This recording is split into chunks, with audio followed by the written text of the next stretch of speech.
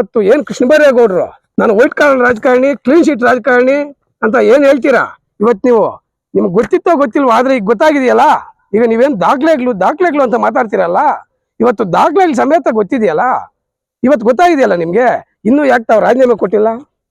ಇದು ತನಿಖೆ ಆಗೋವರೆಗೂ ರಾಜೀನಾಮೆ ಕೊಡಬೇಕು. ಇವತ್ತು ನಾನು ಮಾನ್ಯ ಮುಖ್ಯಮಂತ್ರಿಗಳಾದ ಸಿದ್ದರಾಮಯ್ಯನವ್ರಿಗೆ ಹೇಳ್ತೀನಿ, ಇದನ್ನ ತಾವು ತನಿಖೆ ಮಾಡುವಂತ ಕೆಲಸ ಮಾಡಬೇಕು.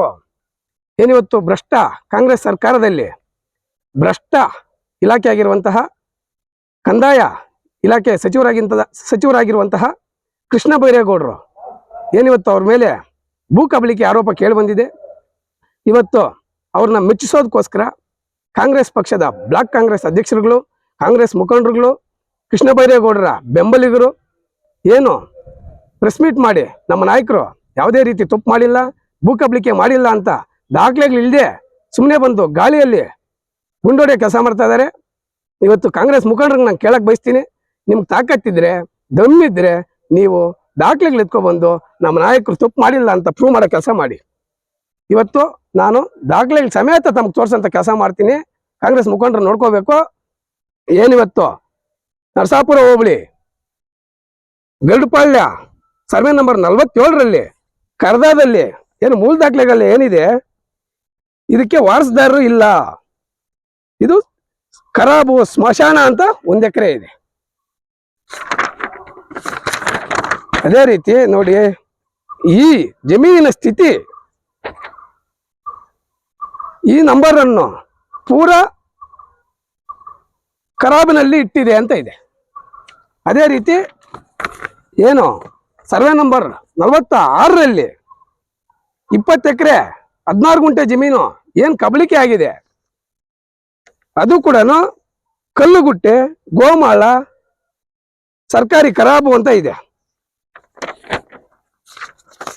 ನೋಡ್ಬೋದು ಕಲ್ಲುಗುಟ್ಟೆ ಮತ್ತೆ ಈ ಕೆರೆ ಅಂಗಳ ಈ ಟೈಲ್ಡ್ ಸರ್ವೆ ಅಂತೆ ಈ ನಂಬರ್ ಅನ್ನು ಖರಾಬು ಗೋಮಾಳದಲ್ಲಿ ಇಟ್ಟಿರುವುದು ಕಾಯಂ. ಜಮೀನಿನ ಸ್ಥಿತಿ ಅಂತೆ ಪೂರಾ ನಂಬರು ಖರಾಬಿನಲ್ಲಿ ಇಟ್ಟಿದೆ ಅಂತ ಇದೆ. ಇವತ್ತಿಂದಲ್ಲ, ಇದು 1964ರಲ್ಲಿ. ಇವತ್ತು ಏನ್ ಕೃಷ್ಣಬೈರೇಗೌಡರು ನಾನು ವೈಟ್ ಕಾರ್ಡ್ ರಾಜಕಾರಣಿ ಕ್ಲೀನ್ ಶೀಟ್ ರಾಜಕಾರಣಿ ಅಂತ ಏನ್ ಹೇಳ್ತೀರಾ? ಇವತ್ತು ನಿಮ್ಗೆ ಗೊತ್ತಿತ್ತೋ ಗೊತ್ತಿಲ್ವೋ, ಆದ್ರೆ ಈಗ ಗೊತ್ತಾಗಿದೆಯಲ್ಲ.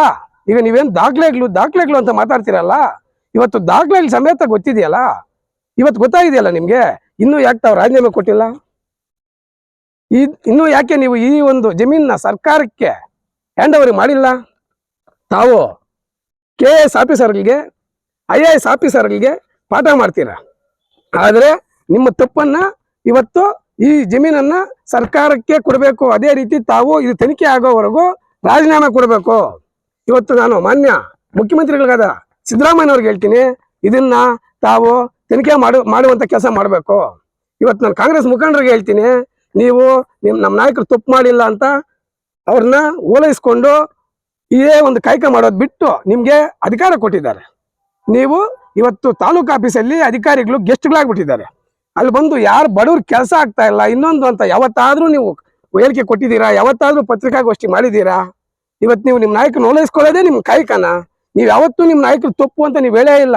ಸಿದ್ದರಾಮಯ್ಯನವ್ರು 14 ಸೈಟು ಲೂಟಿ ಮಾಡಿದಾಗೂ ಹೇಳಿಲ್ಲ, ಪ್ರಿಯಾಂಕ್ ಖರ್ಗೆ ಆ ಜಮೀನು ಹೊಡೆದಾಗೂ ಹೇಳಿಲ್ಲ. ಅವತ್ತು ನಮ್ಮ ನಾಯಕರು ತಪ್ಪು ಮಾಡಿಲ್ಲ ಅಂತಂದ್ರಿ, ಮತ್ತೆ ಸರ್ಕಾರಕ್ಕೆ ವಾಪಸ್ ಕೊಟ್ಟಿದ್ದು ಎಲ್ಲ ಸಾರ್ವಜನಿಕರಿಗೆ ಗೊತ್ತಿರೋಂಥ ವಿಚಾರ.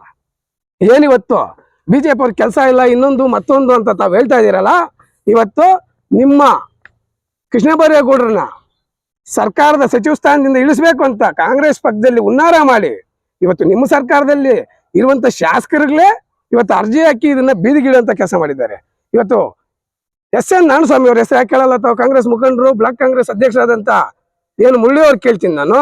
ಇವತ್ತು ನೀವು BJP ಬಗ್ಗೆ ಇನ್ನೊಬ್ಬರ ಬಗ್ಗೆ ಮಾತಾಡ್ತೀರಲ್ಲ, ನೀವು SN ನಾರಾಯಣಸ್ವಾಮಿ ಅವ್ರ ಬಗ್ಗೆ ಯಾಕೆ ಪ್ರಶ್ನೆ ಮಾಡಲ್ಲ? ನಿಮ್ದು ಯಾವಾಗ ಹೋರಾಟ ಕಾಂಗ್ರೆಸ್ ವಿರುದ್ಧವಾಗಿ ನೀವು ಕೇಳ್ತೀರಾ? ಏನಂತ ಪತ್ರಕರ್ತರು ಕೇಳ್ಬೇಕಾದ್ರೆ ನೀವು ಯಾವಾಗ